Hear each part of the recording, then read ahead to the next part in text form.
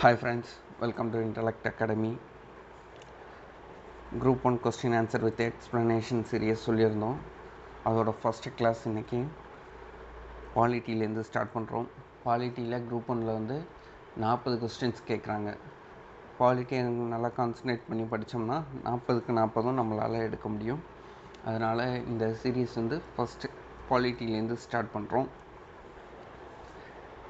ஓகேவா? இப்போ பாலிட்டியில் எந்தெந்த டாப்பிக்லேருந்து நம்ம கொஸ்டின் இப்போதைக்கு இந்த கிளாஸில் பார்க்க போகிறோம்னா, அரசியலமைப்பு உருவாகிறதுக்கு காரணமாக இருந்த வரலாற்று பின்னணிகள், முகவுரை, அரசியலமைப்பில் உள்ள முக்கிய கூறுகள், இந்த 3 டாப்பிக்லேயும் உள்ள முக்கியமான கொஸ்டின்ஸ் எல்லாம் கம்பைல் பண்ணி எடுத்துக்கிட்டு வந்திருக்கேன். இது ஒரு பார்ட்டு தான். இன்னொரு பார்ட்டு இதே டாப்பிக்கில் இன்னும் இருக்குது, கொஸ்டின்ஸ் நிறையா இருக்குது. அது நெக்ஸ்ட் பார்ட்டில் பார்ப்போம். இப்போ கொஸ்டின்ஸ்குள்ளே போவோம். வாங்க.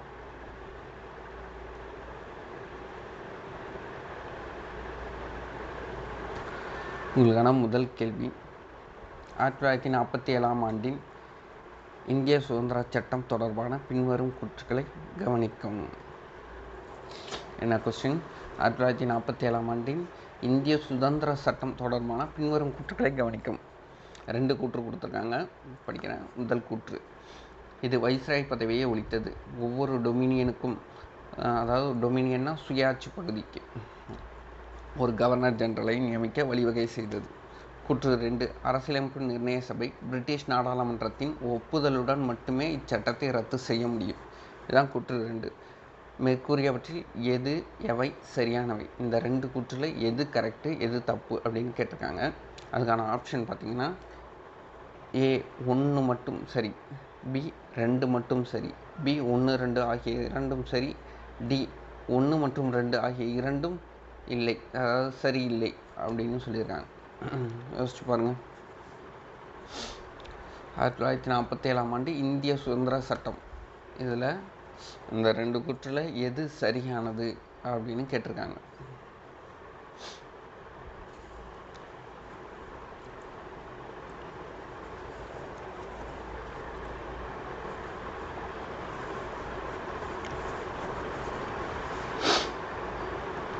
எதுவும் கெஸ்ஸிங் யாருக்காவது தோணுதா?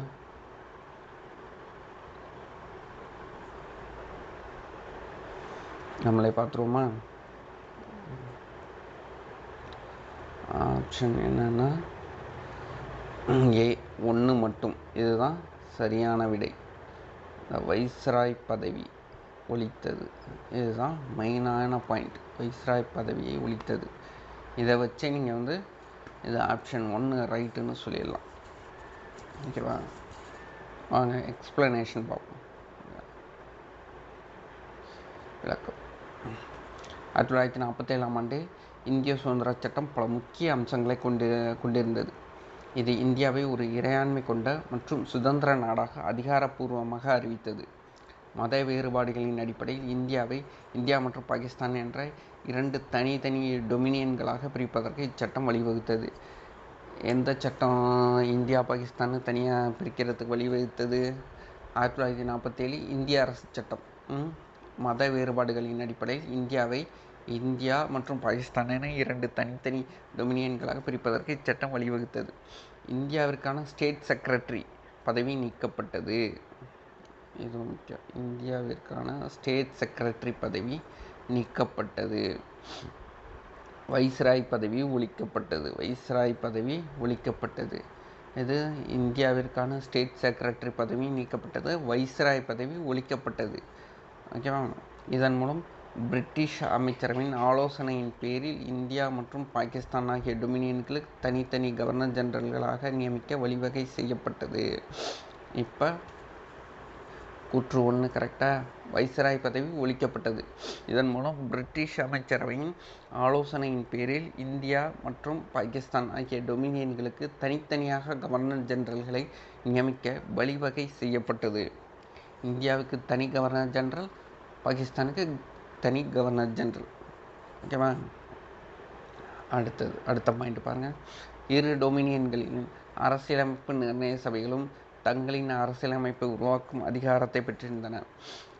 இந்தியாவும் பாகிஸ்தானும் அவங்கவுங்களுக்கான அரசியலமைப்பை உருவாக்க அவங்கவுங்களுக்கு தனி அதிகாரம் இருந்துச்சு.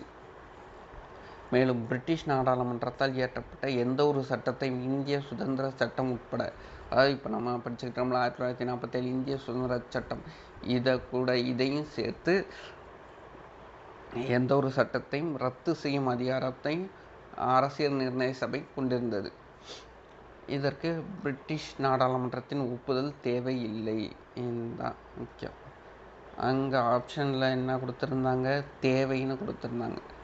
என்ன கரெக்டான பாயிண்ட் என்ன, பிரிட்டிஷ் நாடாளுமன்றத்தோட ஒப்புதல் தேவையில்லை. ஒப்புதல் இல்லாமலே அரசியல் நிர்ணய சபையே இதை கேன்சல் பண்ணலாம் அந்த சட்டங்களை, அப்படிங்கிறது தான் சரியான ஒரு பதில். ஓகேவா? அரசியலமைப்பு உருவாக்கப்படும் வரை இந்த அரசியலமைப்பு நிர்ணய சபைகள் அந்தந்த டொமினியன்களுக்கு சட்டமியற்றும் அமைப்புகளாக செயல்பட்டன. அதாவது அரசியலமைப்பு உருவாக்கப்படும், கான்ஸ்டியூஷன் உருவாக்குற வரையும் அரசியல் நிர்ணய சபை தான் அந்தந்த டொமினியன்களுக்கு சட்டம் இயற்றும் அதிகார அமைப்புகளாக செயல்பட்டன. சுதேச சமஸ்தானங்கள், பிரின்ஸ்லி ஸ்டேட்ஸ், காஷ்மீர், ஹைதராபாத், இவங்களாம் தனித்தனியாக இருந்தவங்க.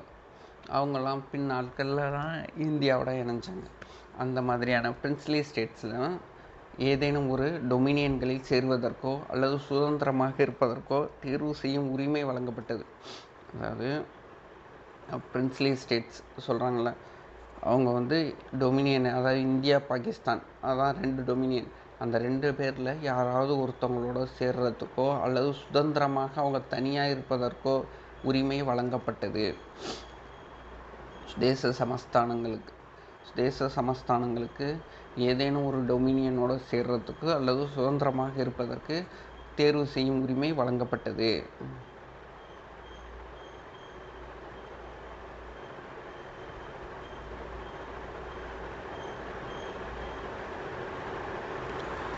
ஒவ்வொரு டொமினியனிலும் நிர்வாகம் 1935ஆம் ஆண்டின் இந்திய அரசு சட்டத்தின் கொள்கையை பின்பற்றியது. அதாவது 2 டொமினியனும், இப்போ இந்தியா பாகிஸ்தான் 2 டொமினியனும் நிர்வாகத்துக்கு 1935 இந்திய அரசு சட்டத்தின் கொள்கையை பின்பற்றியது. எப்போ 1935 இந்திய அரசு சட்டத்தின் கொள்கையை பின்பற்றியது. 2 டொமினியம், இந்தியாவும் சரி பாகிஸ்தானும் சரி, நிர்வாகத்துக்கு 1935ஆம் ஆண்டு இந்திய அரசு சட்டத்தின் கொள்கையை பின்பற்றியது.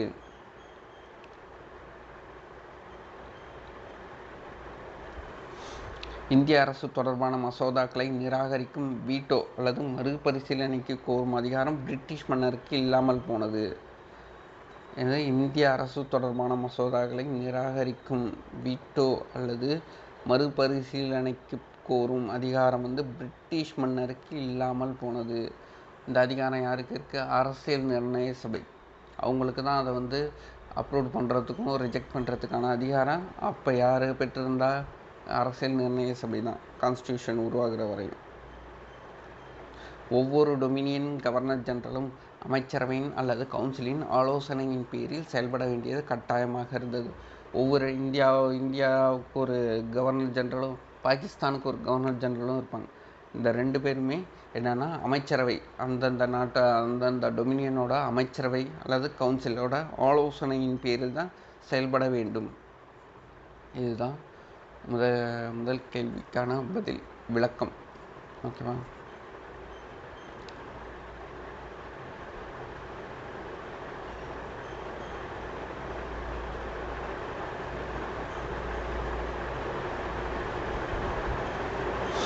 ஓகே, 2வது கேள்விக்கு போயிடலாமா? வாங்க 2வது கேள்வி பார்ப்போம். 42வது அரசியலமைப்பு திருத்தச் சட்டம் 1976 மூலம் இந்திய அரசியலமைப்பின் முகவரியில் பின்வரும் சொற்கள் எவை சேர்க்கப்பட்டன? ஆப்ஷன் என்னென்னா, 1 மத சார்பற்ற, 2 சமதர்ம, 3 சகோதரத்துவம், 4 ஒருமைப்பாடு. கீழே கொடுக்கப்பட்டுள்ள குறியீடுகளை பயன்படுத்தி சரியான விடையை தேர்ந்தெடுக்கவும். ஆப்ஷன் என்ன? ஏ என்னன்னா 1 மற்றும் 2, மதசார்பற்ற சமதர்மம், இது ரெண்டும் சேர்த்துருக்காங்கன்னு சொல்கிறாங்க. ஆப்ஷன் பி என்ன? 1, 2, 3 மதசார்பற்ற சமதர்ம சகோதரத்துவம், இதை சேர்த்துருக்காங்க. ஆப்ஷன் சி 1, 2, 4 மதசார்பற்ற சமதர்ம ஒருமைப்பாடு, இதை சேர்த்துருக்காங்க. ஆப்ஷன் டி 1, 2, 3, 4 4மே மதசார்பற்ற சமதர்ம சகோதரத்துவம் ஒருமைப்பாடு, இதை சேர்த்துருக்காங்க. எந்த வார்த்தைகளை 42வது அரசியலமைப்பு சட்ட திருத்தத்தின் மூலம் 1976 முகவுரையில் சேர்த்தாங்க அப்படிங்கிறது தான் இங்கே கேள்வி. யோசிச்சு பாருங்கள். 42வது அரசியலமைப்பு திருத்த சட்டம் ஒரு மினி கான்ஸ்டியூஷன், சின்ன அரசியலமைப்புன்னு சொல்லுவாங்க. ஆனால் முக்கியமான திருத்தங்கள்லாம் அந்த அரசியலமைப்பில் கொண்டுகிட்டு வந்திருப்பாங்க. அதோட இந்திரா காந்தி ஆட்சியில் இருந்த காலத்தில் தான் அவசர நிலை அப்போ அமலில் இருந்திருக்கும். அந்த டைமில் தான் இந்த 42வது அரசியலமைப்பு திருத்த சட்டம் கொண்டுகிட்டு வந்திருப்பாங்க. யாரும் கெஸ் பண்ணிங்களா? இந்த 3-4 ஆப்ஷனில் எது கரெக்ட்?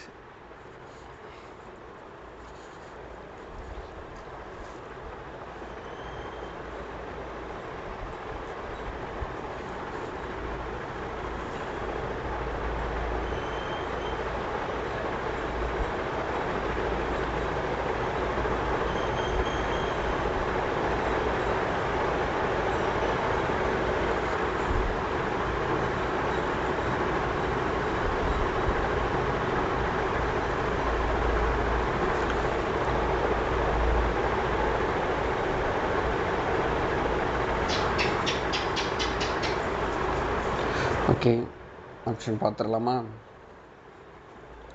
ஆப்ஷன் சி 1, 2 மற்றும் 4 இதுதான் சரியான விடை. ஏன்னா சமதர்ம மதசார்பற்ற ஒருமைப்பாடு, மதசார்பற்ற சமதர்ம ஒருமைப்பாடு, இந்த 3 வார்த்தைகள் தான்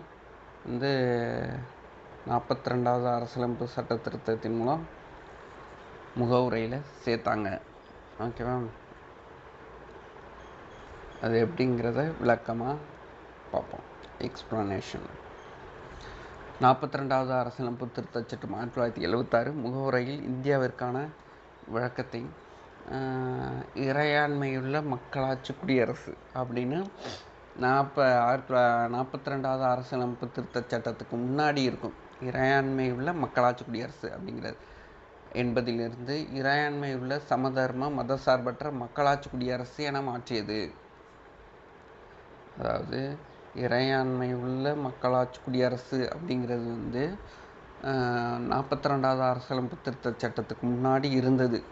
அதை இறையாண்மையுள்ள சமதர்ம மதசார்பற்ற மக்களாட்சி குடியரசு அப்படின்னு மாற்றினது எதுனா 42வது அரசியலமைப்பு திருத்தச் சட்டம் தான் என மாற்றியது. எனவே மக்களாட்சி டெமோக்ராட்டிக் மக்களாட்சி அப்படிங்கிறது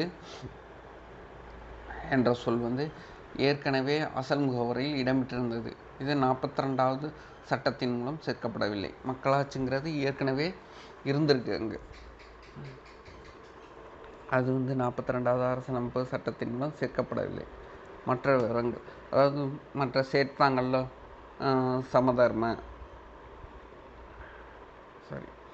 மதசார்பற்ற சமதர்ம ஒருமைப்பாடு, இந்த 3 சொற்களை பற்றி பார்ப்போம். அதோட விளக்கங்களோட. மதசார்பற்ற மதசார்பற்றனா செக்யூலர், மத நடுநிலைமை மற்றும் அனைத்து மதங்களுக்கும் சமமான மரியாதை அளிப்பதில் இந்தியா கொண்டுள்ள உறுதிப்பாட்டை முன்னிலைப்படுத்த இச்சொல் சேர்க்கப்பட்டது. சமமான மரியாதை, இது அனைத்து மதங்களுக்கும் சமமான மரியாதை. மத நடுநிலைமை மற்றும் அனைத்து மதங்களுக்கும் சமமான மரியாதை அளிப்பதில் இந்தியா கொண்டுள்ள உறுதிப்பாட்டை முன்னிலைப்படுத்த இச்சொல் சேர்க்கப்பட்டது. சமதர்ம சோஷியலிஸ்ட், சமூக மற்றும் பொருளாதார சமத்துவத்தை மேம்படுத்துவதில் அரசின் பங்கை வலியுறுத்த இச்சொல் சேர்க்கப்பட்டது. சமூக மற்றும் சோஷியலிஸ்ட், சமதர்மன்னா சோஷியலிஸ்ட், சமூக மற்றும் பொருளாதார சமத்துவத்தை மேம்படுத்துவதில் அரசின் பங்கை வலியுறுத்த சொல் சேர்க்கப்பட்டது. அதாவது ஒருமைப்பாடு, இன்டெகிரிட்டி. ஒருமைப்பாடுன்னு என்ன? இன்டெகிரிட்டி. ஒருமைப்பாடு, இன்டெகிரிட்டி. 42வது சட்ட திருத்தத்தால் சொல் சேர்க்கப்படவில்லை. அசல் முகவரியில் நாட்டின் ஒற்றுமை, அதாவது யூனிட்டி ஆஃப் நேஷன் அப்படிங்கிற என்ற சொற்றொடர் இருந்தது. அதோட ஒரு பகுதியாக ஒருமைப்பாட்டை சேர்த்திருப்பாங்க. ஒரு பகுதியாக ஏற்கனவே இடம்பெற்றிருந்தது. ஓகேவா? ஒருமைப்பாடு, இன்டெகிரிட்டி. இச்சொல் 42வது சட்ட திருத்தத்தால் சேர்க்கப்படவில்லை. இது அசல் முகவரி நாட்டின் ஒற்றுமை, நாட்டின் ஒற்றுமை, யூனிட்டி ஆஃப் நேஷன் என்ற சொற்றொடரின் ஒரு பகுதியாக ஏற்கனவே இடம்பெற்றிருந்தது.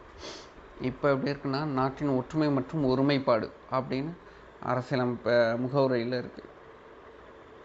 ஓகேவா? இந்த எக்ஸ்ப்ளனேஷன் புரியுதில்ல உங்களுக்கு?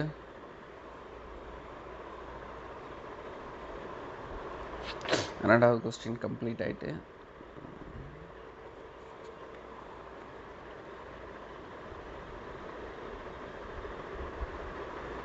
மூணாவது கேள்விக்கு போகலாமா?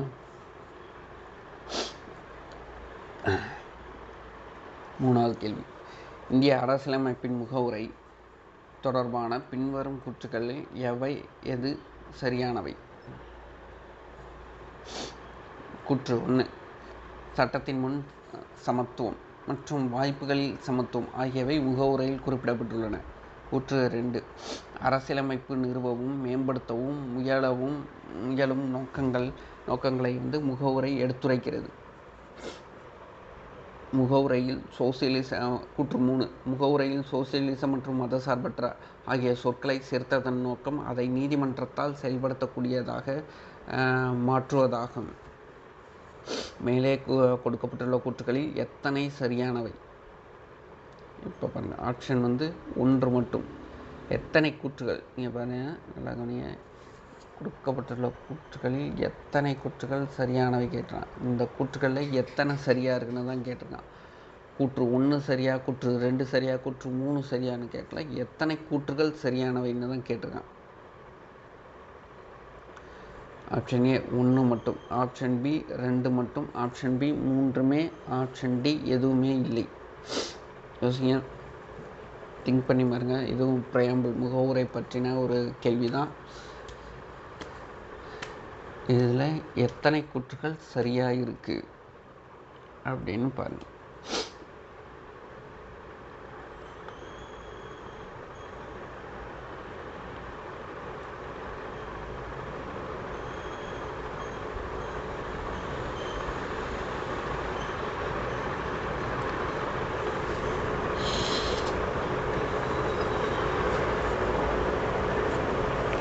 Any guesses?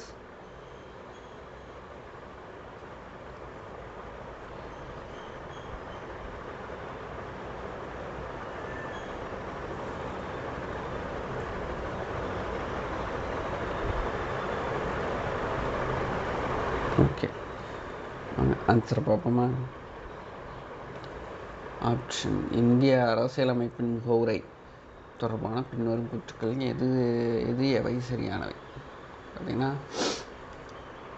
ஆப்ஷன் கூற்று 2 இதுதான் சரி. அரசியலமைப்பை நிறுவவும் மேம்படுத்தவும் முயலும் நோக்கங்களை முகவுரை எடுத்துரைக்கிறது. இதுதான் சரியானது. அப்போனா 1 மட்டுமே, ஒரு கூற்று மட்டும்தான் சரியாக இருக்குது, மற்றதெல்லாம் தவறு. அது எப்படின்னு பார்ப்போம். முகவுரையில் உள்ள கருத்துக்கள், நோக்கங்கள் அந்தஸ்தில் சமத்துவம் மற்றும் வாய்ப்புகளில் சமத்துவம் ஆகியவற்றை அனைவருக்கும் உறுதி செய்வதை மேம்படுத்துவதையும் நோக்கமாக கொண்டுள்ளது. கூற்று 1 தவறானது. இந்த அளவுக்கு பாருங்கள். கூற்று 1 என்ன? கூற்று 1, சட்டத்தின் முன் சமத்துவம், வாய்ப்புகளில் சமத்துவம் ஆகியவை முகவுரையில் குறிப்பிடப்பட்டுள்ளது அப்படின்னு சொல்கிறோம்.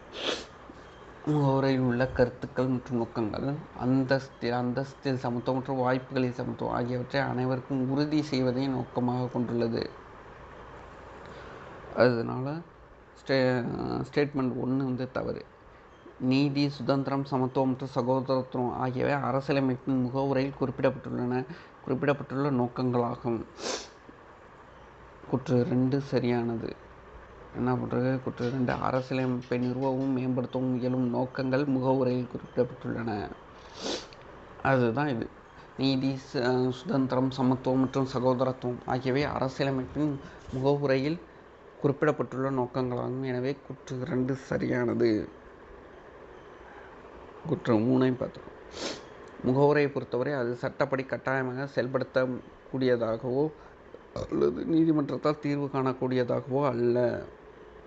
முகவுரை எப்படின்னா, சட்டப்படி கட்டாயமாக செயல்படுத்தக்கூடியதாகவோ அல்லது நீதிமன்றத்தால் தீர்வு காணக்கூடியதாகவோ அல்ல. சோசியலிச மற்றும் மதசார்பற்ற ஆகிய சொற்கள் சேர்த்ததன் நோக்கம் அரசியலமைப்பின் கொள்கைகளுக்கு மதிப்பை கூட்டுவதாகும். எதுக்காக அந்த சொற்கள்லாம் சேர்த்துருக்காங்க? சோசியலிச மற்றும் மதசார்பற்ற ஆகிய சொற்கள் சேர்த்ததன் நோக்கம் அரசியலமைப்பின் கொள்கைகளுக்கு மதிப்பை கூட்டுவதாகும். முகவுரையை பொறுத்தவரை அது சட்டப்படி கட்டாயமாக செயல்படுத்தக்கூடியதாகவோ அல்லது நீதிமன்றத்தால் தீர்வு காணக்கூடியதாகவோ அல்ல. சோசியலிசம் மற்றும் மதசார்பற்ற ஆகிய சொற்களை சேர்த்ததன் நோக்கம் அரசியலமைப்பின் கொள்கைகளுக்கு மதிப்பை கூட்டுவதாகும். ஓகேவா? இதுதான் கேள்வி 3க்கான விளக்கம். அடுத்த கேள்விக்கு போயிடலாமா?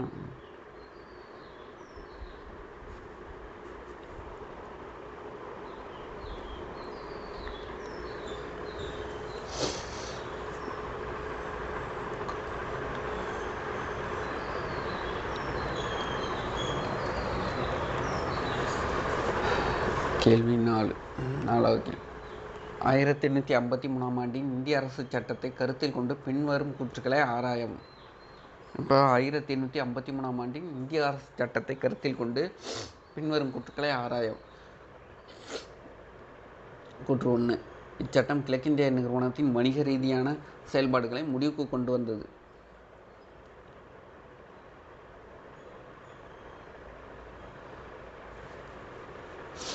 கூற்று 2. பிரிட்டிஷ் ஆள்கைக்குட்பட்ட பிரதேசங்களின் அரசியலமைப்பு ரீதியான நிலை முதன்முறையாக தெளிவாக வரையறுக்கப்பட்டது. இதான் 2 கூற்று. மேலே கொடுக்கப்பட்டுள்ள கூற்றுக்களில் எவை சரியான? இந்த 2 கூற்றில் எது சரின்னு கேட்டிருக்காங்க. ஆப்ஷன் ஏ 1 மற்றும் ஆப்ஷன் பி 2 மற்றும் ஆப்ஷன் சி 1 மற்றும் 2 ஆகிய இரண்டும், ஆப்ஷன் டி 1 மற்றும் 2 ஆகிய இரண்டும் இல்லை, ரெண்டுமே தவறுன்னு சொல்லியிருக்காங்க. இந்த 4 ஆப்ஷனில் எது கரெக்ட் அப்படின்னு பாருங்கள். எது? 1853 இந்திய அரசு சட்டத்தை கருத்தில் கொண்டு பின்வரும் கூற்றுக்கள். 1853 இந்திய அரசு சட்டம் பாருங்கள். கிழக்கிந்திய நிறுவனத்தின் வணிக ரீதியான செயல்பாடுகளை முடிவுக்கு கொண்டு வந்தது. இது கூற்று 1. பிரிட்டிஷ் ஆள்கைக்குட்பட்ட பிரதேசங்களின் அரசியலமைப்பு ரீதியான நிலை முதன்முறையாக தெளிவாக வரையறுக்கப்பட்டது. இது கூற்று 2. 2 கூற்றில் எது கரெக்ட் பாருங்கள்.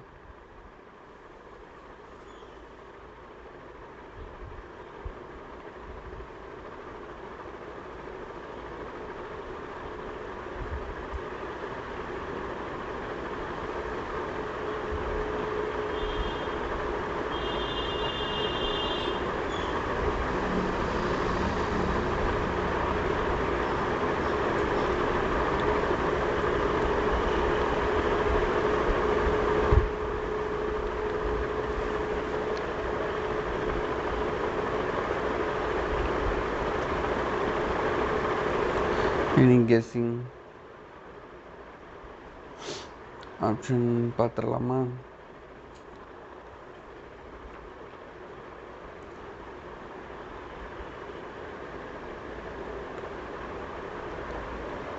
ஆப்ஷன் பார்த்துடலாமா? ஆப்ஷன் டி 1 மற்றும் 2 ஆகிய ரெண்டுமே தவறு. 2 கூற்றுகளுமே தவறு. எப்படி தவறு பார்ப்போமா? 1833 ஆண்டு பட்டய சட்டம் சார்ட்டர் ஆக்ட் பிரிட்டிஷ் கிழக்கிந்திய நிறுவனங்களின் வணிக செயல்பாடுகளை முடிவுக்கு கொண்டு வந்தது. இப்போ ஃபஸ்ட்டு பாயிண்ட் பாருங்கள். கிழக்கிந்திய நிறுவனத்தின் வணிக ரீதியான செயல்பாடுகளை முடிவுக்கு கொண்டு வந்தது. Statement correct. ஆனால் அதில் என்ன வருஷம் கொடுத்துருக்காங்க கொஸ்டினில்? 1853 கொடுத்துருக்காங்க. இயரில் தப்பு இருக்கும். ஓகேவா? என்ன இயர் கரெக்டானது? இயரும் தப்பு, அந்த இதுவும் 1853 இந்திய அரசு சட்டம், இதுதான் தவறு. கரெக்டான பதில் என்ன? 1833 பட்டய சட்டம். 1833 பட்டய சட்டம் தான் பிரிட்டிஷ் கிழக்கிந்திய நிறுவனத்தின் வணிக செயல்பாடுகளை முடிவுக்கு கொண்டு வந்தது. ஓகேவா? இதே 1833 பட்டய சட்டம் இந்தியாவில் உள்ள பிரிட்டிஷ் ஆளுகைக்கு உட்பட்ட பகுதிகளின் அரசியலமைப்பு ரீதியான நிலை முதன்முறையாக தெளிவாக வரையறுக்கப்பட்டது. இப்போ 1833 பிரிட்டிஷ் பட்டய சட்டத்தில் தான் இந்தியாவில் உள்ள பிரிட்டிஷ் ஆளுகைக்கு உட்பட்ட பகுதிகள், பிரிட்டிஷ் ஆண்ட பகுதிகளுக்கு அரசியலமைப்பு ரீதியான நிலை முதன்முறையாக தெளிவாக வரையறுக்கப்பட்டது. இப்போ 1833 பட்டய சட்டம், சார்ட்டர்ட் ஆக்டில். அதே 1833 பட்டய சட்டத்தில் தான் பிரிட்டிஷ் கிழக்கிந்திய நிறுவனத்தின் வணிக செயல்பாடுகளை முடிவுக்கு கொண்டு வந்தது.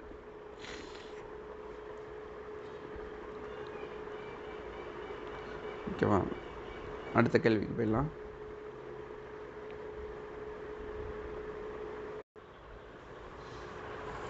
அஞ்சாவது கேள்வி, கவர்னர் ஜெனரலின் சபை நிர்வாக மற்றும் சட்டமன்ற செயல்பாடுகளை முதன்முறையாக பிரித்த சட்டம் எது? கவர்னர் ஜெனரலோட சபையை நிர்வாக மற்றும் சட்டமன்ற செயல்பாடுகள் ரெண்டுத்தையும் தனித்தனியாக முதன்முறையாக பிரித்த சட்டம் எதுன்னு கேட்குறாங்க. ஆப்ஷன் என்னென்னா 1853 ஆண்டின் பட்டய சட்டம். ஆப்ஷன் பி 1858 இந்திய அரசு சட்டம்.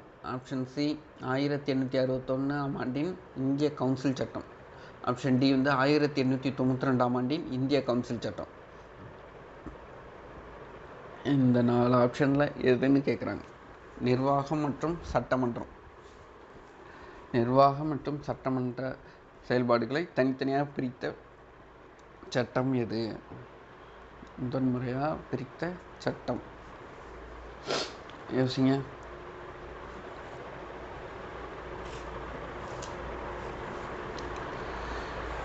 இது ஞாபகத்துக்கு வருதா?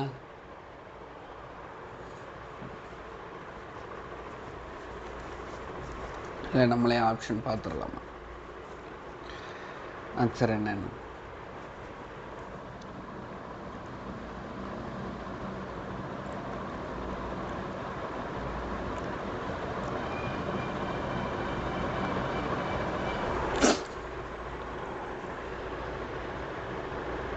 த்ரோமா? 1853 ஆண்டின் பட்டய சட்டம், சார்ட்டர்ட் ஆக்ட், இதுதான் சரியான விடை. இது 1853 ஆண்டின் பட்டய சட்டம், சார்ட்டர்ட் ஆக்ட். வாங்க விளக்கம். 1853 பட்டய சட்டம் கவர்னர் ஜெனரலின் சபையின் நிர்வாக மற்றும் சட்டமன்ற செயல்பாடுகளை பிரித்தது. இச்சட்டம் அரசு பணிகள் மீதான நிறுவனத்தின் ஈஸ்ட் இந்தியா கம்பெனியோட ஆதிக்கத்தை முடிவுக்கு கொண்டு வந்ததுடன் திறந்த போட்டித் தேர்வையும் அறிமுகப்படுத்தியது. சட்டமன்ற கவுன்சிலின் நடைமுறைகள் பிரிட்டிஷ் நாடாளுமன்றத்தின் பாணியில் அமைக்கப்பட்டன. ஓகேவா? எக்ஸ்பிளனேஷன் பாருங்கள். 1853 பட்டய சட்டம் முதன்முறையாக கவர்னர் ஜெனரலோட சபையை நிர்வாக செயல்பாடுகள் மற்றும் சட்டமன்ற செயல்பாடுகள்னு ரெண்டாக பிரிச்சுது முதல் முறையாக. இது 1853 பட்டய சட்டம். ஓகேவா? இதே பட்டய சட்டம் 1853 அரசு பணிகள் மீதான நிறுவனத்தின், அதாவது ஈஸ்ட் இந்தியா கம்பெனியோட ஆதிக்கத்தை முடிவுக்கு கொண்டு வந்ததுடன் திறந்த போட்டித் தேர்வையும் அறிமுகப்படுத்தியது. அதுக்கப்புறம் அடுத்த பாயிண்ட் என்னென்னா, சட்டமன்ற கவுன்சிலின் நடைமுறைகள் பிரிட்டிஷ் நாடாளுமன்றத்தின் பாணியில் அமைக்கப்பட்டன. அதாவது சட்டமன்றத்தோட நடைமுறைகள் பிரிட்டிஷ் நாடாளுமன்ற பாணியில் அமைக்கப்பட்டது. அதுவும் இந்த பட்டய சட்டத்தின் மூலமாக தான் நிறைவேற்றப்பட்டது. ஓகேவா? கிளியராக புரியுதா?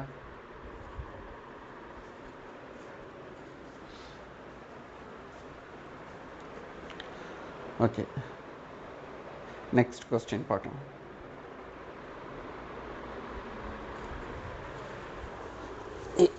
இது கொஞ்சம் மேட்ச்மா. பின்வரும் இணைகளை கவனிக்கும். அரசியலமைப்பு விதிகள் பெறப்பட்ட மூலங்கள். ஓகேவா, இதில் எது கரெக்ட் அப்படின்னு நம்ம கண்டுபிடிக்கணும். அவசரகால விதிகள் ஜெர்மனி. எஞ்சிய அதிகாரங்கள் கனடா. சட்டத்தால் நிறுவப்பட்ட நடைமுறை சோவியத் யூனியன். சட்டமியற்றும் நடைமுறை இந்திய அரசு சட்டம் 1935. மேற்கூறிய இணைகளில் எத்தனை சரியான இணைகள் பொருத்தப்பட்டுள்ளன? நல்லா பாருங்கள், எத்தனை சரியான இணைகள் பொருத்தப்பட்டுள்ளனன்னு கேட்டுருவேன். எது சரியான இணைன்னு கேட்கல, எத்தனை சரியான இணைகள் பொருத்தப்பட்டுள்ளன அதை தான் கேட்டிருக்கா. அதை புரிஞ்சுங்க. ஓகேவா. ஆப்ஷன் என்னென்னா 1 மற்றும் ஆப்ஷன் ஏ 1 மற்றும் ஆப்ஷன் பி 2 மட்டும், ஆப்ஷன் சி 3 மட்டும், ஆப்ஷன் டி 4மே. 4மே கரெக்டாக இருக்கா, இல்லை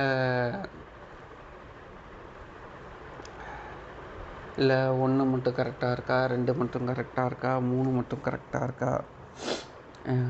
யோசிங்க, கொஞ்சம் திங்க் பண்ணி பாருங்கள்.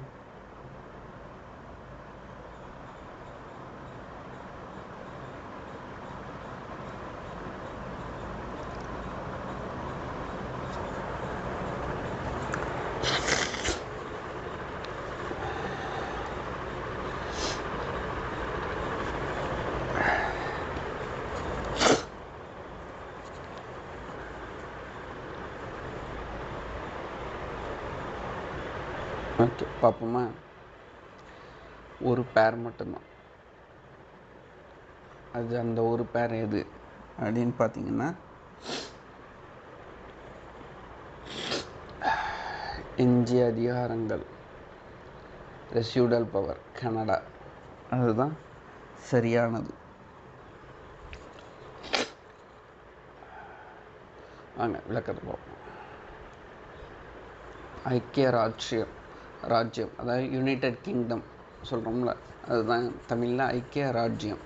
நாடாளுமன்ற ஆட்சி முறை அவங்கள்ட்டேருந்து நம்ம என்னென்ன எடுத்துக்கிட்டோம்னா, நாடாளுமன்ற ஆட்சி முறை, நீதி பேராணைகள் ரைட்ஸ், ஒற்றை அரசியலமைப்பு, சட்டத்தின் ஆட்சி, இதெல்லாம் இங்கிலாந்துக்கிட்டேருந்து எடுத்துக்கிட்டாங்க. என்னென்ன? நாடாளுமன்ற ஆட்சி முறை, நீதி பேராணைகள் ரைட்ஸ், ஒற்றை அரசியலமைப்பு, ஓகேவா, சட்டத்தின் ஆட்சி, இதெல்லாம் இங்கிலாந்துக்கிட்டேருந்து நம்ம எடுத்துக்கிட்டது. அடுத்தது ஜப்பான் சட்டத்தால் நிறுவப்பட்ட நடைமுறை. 1935ஆம் ஆண்டு இந்திய அரசு சட்டம். அவசரகால ஏற்பாடுகள், பொது பணி ஆணையம், ஆளுநர் பதவி, இதெல்லாம் ஜப்பான்லேருந்து எதுனா ஜப்பான் சட்டத்தால் நிறுவப்பட்ட நடைமுறை. 1935ஆம் ஆண்டு இந்திய அரசு.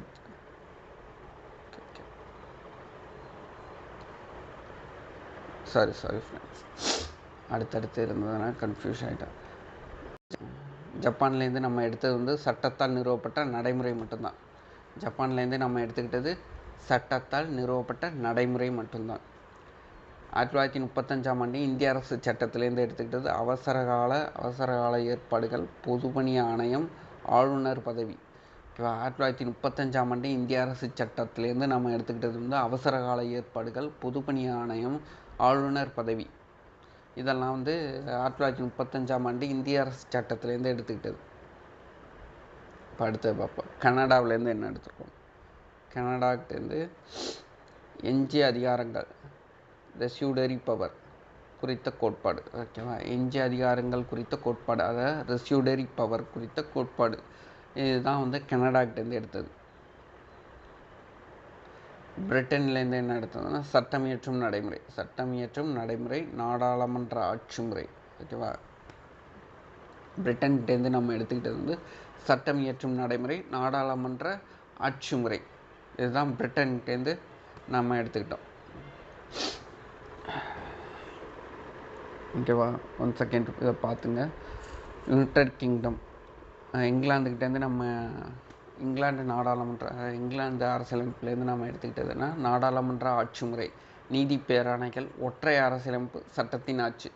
ஜப்பான் அரசியலமைப்புலேருந்து சட்டத்தால் நிறுவப்பட்ட நடைமுறை. 1935ஆம் ஆண்டு இந்திய அரசு சட்டத்திலேருந்து நம்ம எடுத்துக்கிட்டது அவசரகால ஏற்பாடுகள், பொதுப்பணி ஆணையம், ஆளுநர் பதவி. கனடா அரசியலமைப்பிலேருந்து எடுத்தது வந்து எஞ்சிய அதிகாரங்கள் குறித்த கோட்பாடு, அதாவது ரெசியூடரி பவர். பிரிட்டன் அரசியலமைப்பிலேருந்து சட்டம் இயற்றும் நடைமுறை, நாடாளுமன்ற ஆட்சி முறை, இதுதான் எடுத்தோம்.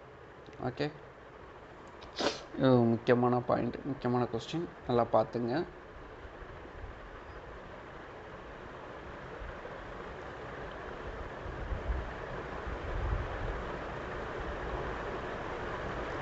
ஓகே, அடுத்த கேள்விக்கு போயிடலாம். பின்வரும் ஜோடிகளை கவனியுங்கள்.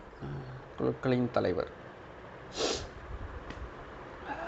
ஓகே, இங்கே சில குழுவெல்லாம் கொடுத்துருக்காங்க, குழுக்கள் கொடுத்துருக்காங்க, அதோட தலைவர்கள் இந்த பக்கம் கொடுத்துருக்காங்க. இதில் யார் யார் கரெக்டாக பொருந்திருக்காங்க அப்படிங்கிறத பார்க்கணும். மேலே உள்ள இணைகளில் எது எவை சரியானவை? ஓகே, பார்ப்போமா? சிறுபான்மையினரின் உரிமைகளுக்கான குழு மௌலானா ஆசாத். யூனியன் அரசியலமைப்பு குழு ராஜேந்திர பிரசாத். மாகாண அரசியலமைப்பு குழு வல்லபாய் பட்டேல். வழிநடத்தல் குழு பண்டித ஜவஹர்லால் நேரு. பாருங்க, மேலே உள்ள இணைகளில் எது எவை சரியானவை? உள்ள இணைகளில் எது எவை சரியானவை அப்படின்னு கேட்டிருக்கான். இங்கே ஆப்ஷன் ஏ ஒரு இணை மட்டும், ஆப்ஷன் பி 2 இணைகள் மட்டும், ஆப்ஷன் சி 3 இணைகள் மற்றும், ஆப்ஷன் டி 4 இணைகள் மட்டும். ஓகேவா? எத்தனை இணைகள்? ஆன்சர் தெரியுமா?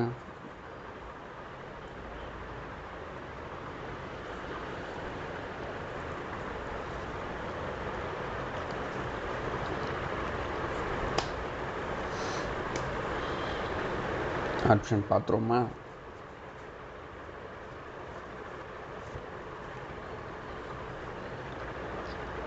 பார்த்துருவோம்.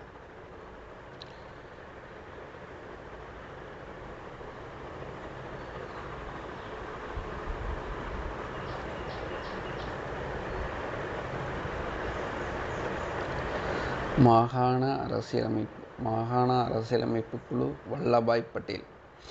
இதுதான் சரியானது. இந்த ஒரு இதுதான், அதனால் ஒரு இணை மட்டுமே சரியானது. மாகாண அரசியலமைப்பு குழு வல்லபாய் பட்டேல். பிரின்ஸ்லி ஸ்டேட்ஸ் இருக்காங்கள, அவங்களெல்லாம் இந்தியாவோட இணைச்சது வல்லபாய் பட்டேல். அவர் தான் மாகாண அரசியலமைப்பு குழு தலைவராக இருந்தார். அதனால் அவர் தான் வந்து இந்த பிரின்ஸ்லி ஸ்டேட்ஸோட ஹெட்டுக்கிட்ட எல்லாம் பேசி இந்தியாவோட ஜாயின் பண்ணுங்கன்னு சொல்லி எல்லாரையும் இந்தியாவோட இணைச்சது வந்து வல்லபாய் பட்டேல் தான். டீட்டெயிலாக பார்ப்போம். இந்திய அரசியலமைப்பு நிர்ணய சபையின் நாட்டின் அடிப்படை கொள்கைகளின் முக்கிய அம்சங்கள் குறித்து விவாதிக்கவும் அவற்றை வடிவமைக்கவும் மிக முக்கியமான குழுக்கள் அமைக்கப்பட்டன.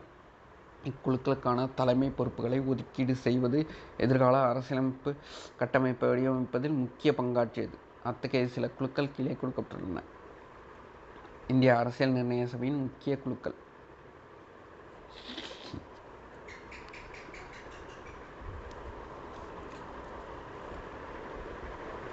அடிப்படை உரிமைகளுக்கான ஆலோசனை குழு. இதுக்கு அடிப்படை உரிமைகளுக்கான ஆலோசனை குழு வல்லபாய் பட்டேல். அடிப்படை உரிமைகளுக்கான ஆலோசனை குழு வல்லபாய் பட்டேல். ஓகே. மாநில குழு ஜவஹர்லால் நேரு. மாநில குழு ஜவஹர்லால் நேரு. சிறுபான்மையினர் மற்றும் பழங்குடியினர் மற்றும் விலக்கப்பட்ட பகுதிகளுக்கான குழு வல்லபாய் பட்டேல். மேலே என்ன போட்டிருந்தது? சிறுபான்மையினர் உரிமைகளுக்கான குழு மௌலானா ஆசாத். இங்கே என்ன போட்டிருக்கு? சிறுபான்மையினர் மற்றும் பழங்குடியினர் மற்றும் விலக்கப்பட்ட பகுதிகளுக்கான குழு வல்லபாய் பட்டேல். நடைமுறை விதிகள் மீதான குழு ராஜேந்திர பிரசாத். நடைமுறை விதிகள் மீதான குழு ராஜேந்திர பிரசாத். அரசியலமைப்பு வரைவை ஆய்வு செய்ய சிறப்பு குழு அல்லாடி கிருஷ்ணசாமி ஐயர். அரசியலமைப்பு வரைவை வந்து ஆய்வு செய்ய சிறப்பு குழு வந்து அல்லாடி கிருஷ்ணசாமி ஐயர். மாகாண அரசியலமைப்பு குழு வல்லபாய் பட்டேல். நம்ம ஆப்ஷனில் உள்ளது. மாகாண அரசியலமைப்பு குழு வல்லபாய் பட்டேல்.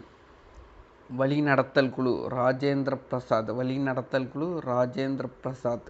வழிநடத்தல் குழு ராஜேந்திர பிரசாத். வழிநடத்தல் குழு எங்கள் ஆப்ஷனில் என்ன கொடுத்தா நேருன்னு கொடுத்துருந்தது. வழிநடத்தல் குழு ராஜேந்திர பிரசாத். யூனியன் அரசியலமைப்பு குழு ஜவஹர்லால் நேரு. யூனியன் அரசியலமைப்பு குழு Jawaharlal Nehru. Union powers committee Jawaharlal Nehru. Union powers committee Jawaharlal Nehru. ஓகேவா? இன்னொரு முறை நான் அந்த குழுக்களை எல்லாம் ஒரு வாட்டி படிக்கிறேன், நல்லா கவனமாக பார்த்துங்க. அடிப்படை உரிமைகளுக்கான ஆலோசனை குழு Vallabhbhai Patel.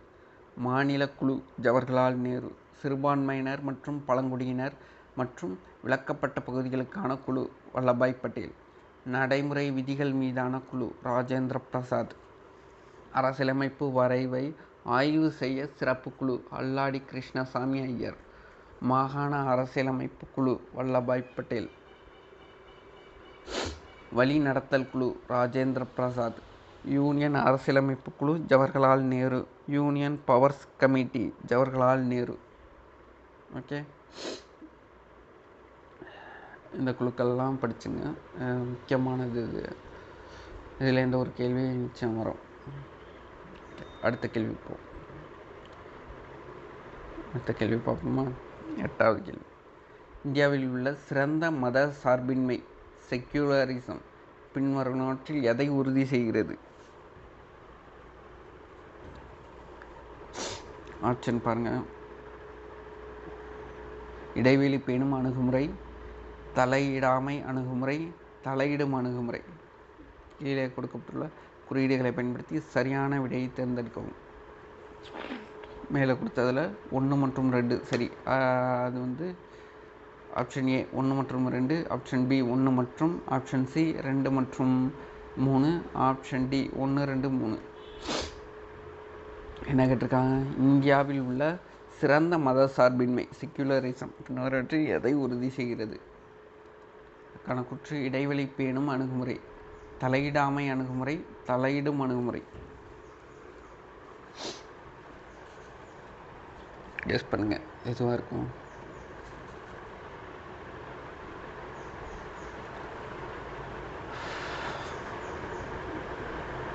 Answer பார்த்துருவோமா? Answer option D, 3மே தான்.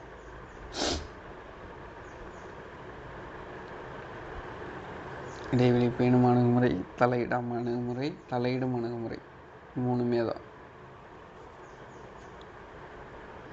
இந்த கேள்விக்கான விளக்கத்தை பார்ப்போம்.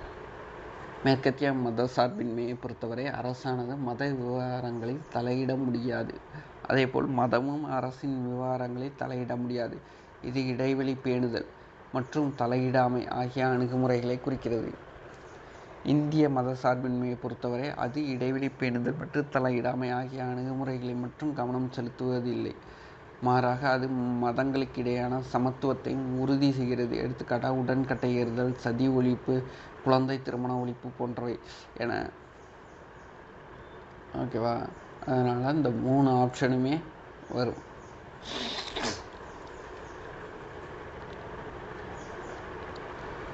இன்னொரு முறை நான் பிடிக்கிறேன், நல்லா கவனிச்சுங்க. மேற்கத்திய மத சார்பின்மையை பொறுத்தவரை அரசானது மத விவகாரங்களில் தலையிட முடியாது. அதேபோல் மதமும் அரசின் விவகாரங்களில் தலையிட முடியாது. இது இடைவெளி பேணுதல் மற்றும் தலையிடாமை ஆகியவை அணுகுமுறையை குறிக்கிறது. இந்திய மத சார்பின்மையை பொறுத்தவரை அது இடைவெளி பேணுதல் மற்றும் தலையிடாமை ஆகிய அணுகுமுறைகளை மட்டும் கவனம் செலுத்துவதில்லை. மாறாக அது மதங்களுக்கிடையான சமத்துவத்தையும் உறுதி செய்கிறது. உடன்கட்டை ஏறுதல், சதி ஒழிப்பு, குழந்தை திருமண ஒழிப்பு, அதுதான் அந்த 3வது பாயிண்ட். தலையிடும் அணுகுமுறை அதையும் குறிக்குது. ஓகே, அதனால் 3மே வரும். அடுத்த கேள்வி. இந்திய அரசியலமைப்பின் முகவுரையின் தன்மையை பின்வருவனவற்றில் எது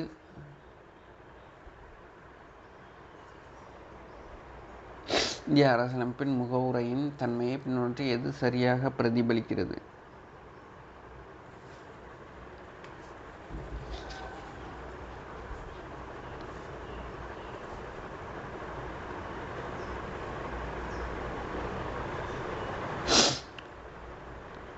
ஆப்ஷன். இது நீதிமன்றத்தால் செயல்படுத்தக்கூடியது மற்றும் சட்டப்படி அமல்படுத்தக்கூடியது.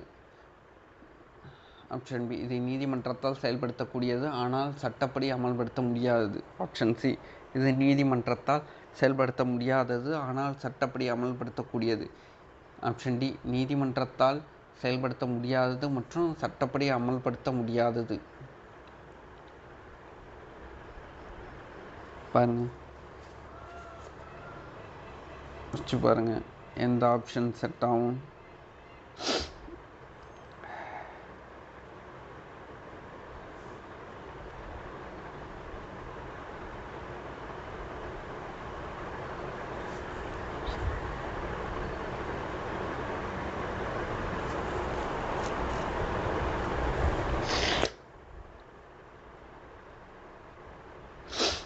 வச்சு பாருங்கள். இதுக்கு முன்னாடி ஒரு கொஸ்டினில் பார்த்தோம்.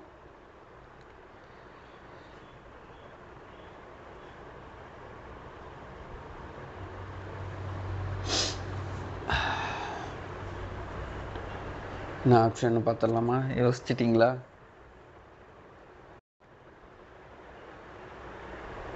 ஆப்ஷன் டி, இதுதான் சரியான விடை. இது நீதிமன்றத்தால் செயல்படுத்த முடியாதது மற்றும் சட்டப்படி அமல்படுத்த முடியாதது.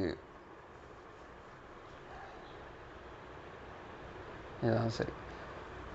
அங்கே விளக்கத்தை அரசியலமைப்பு முகவுரையின் சட்ட ரீதியான தன்மை என்னவென்றால் அது சட்டப்படி அமல்படுத்த முடியாதது ஒன்றாகும். முகவுரை என்பது அரசியலமைப்பின் அடிப்படை கோட்பாடுகள் மற்றும் நோக்கங்களை விவரிக்கும் ஒரு அறிமுக அறிக்கையாக செயல்படுகிறது. முகவுரை என்பது அரசியலமைப்பின் அடிப்படை கோட்பாடுகள் மற்றும் நோக்கங்களை விவரிக்கும் ஒரு அறிமுக அறிக்கையாக செயல்படுகிறது. முகவுரை என்பது அரசியலமைப்பின் அடிப்படை கோட்பாடுகள் மற்றும் நோக்கங்களை விவரிக்கும் ஒரு அறிமுக அறிக்கையாக செயல்படுகிறது. இது நீதிமன்றத்தால் செயல்படுத்த முடியாத தன்மையை கொண்டுள்ளது.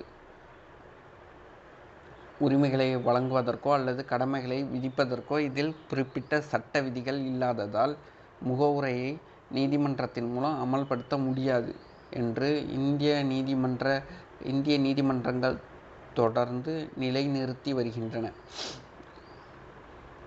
அரசியலமைப்பின் முக்கிய விதிகளுக்கு மாறாக முகவுரையானது அதை அமல்படுத்துவதற்கான தெளிவான சட்டபூர்வமான கட்டாய அதிகாரங்களை கொண்டிருக்கவில்லை.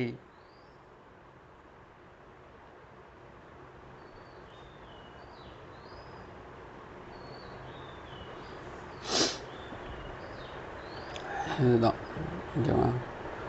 9 கேள்வி முடிஞ்சிட்டு அடுத்தது பார்ப்போம். அடுத்த கேள்விக்கு போயிடலாம். 10, பின்வரும் கூற்றுக்களை கருத்தில் கொள்க.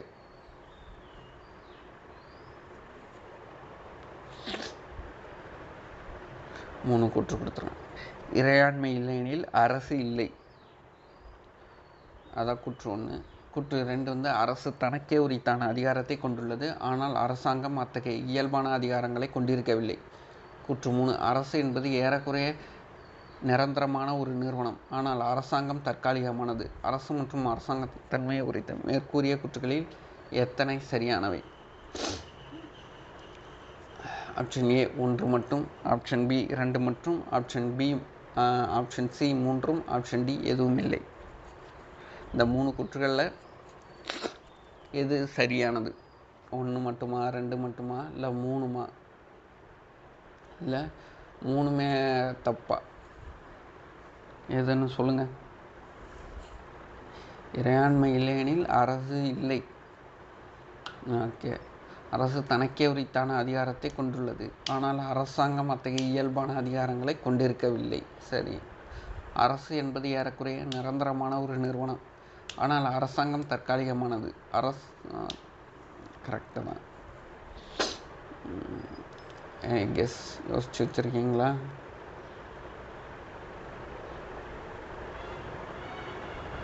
இல்லை ஆப்ஷன் பார்த்துருவோமா?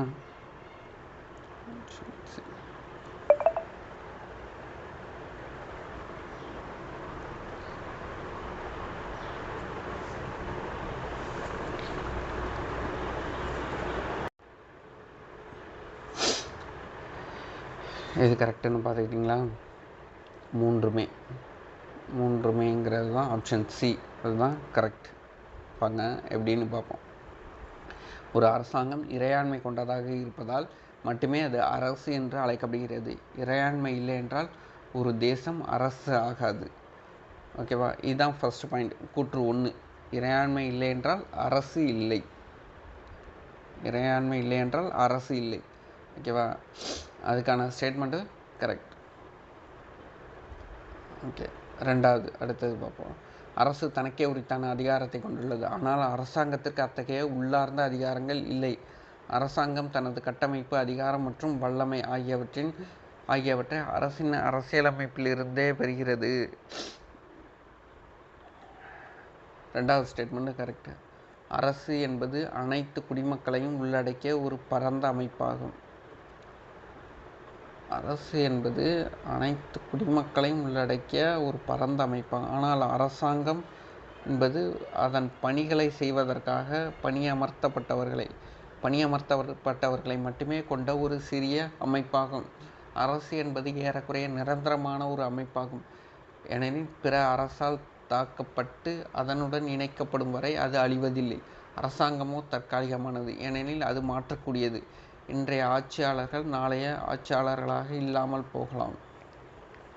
எனவே கூற்று 3 சரி. அதுக்கு தான் இந்த கேள்விக்கு ஆன்சர்